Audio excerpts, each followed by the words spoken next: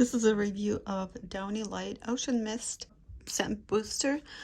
It's a nice big bottle, 37 ounces, and they recommend putting half a cup for the first time and then adjusting to your liking. So what it is, they are these little pebbles.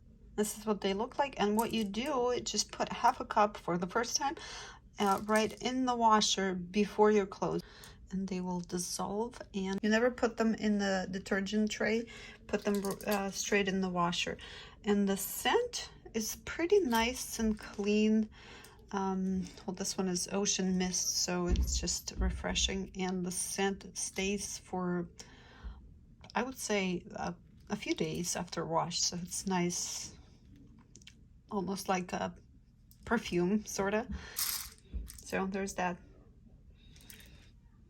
Downy Light In Wash Scent Booster.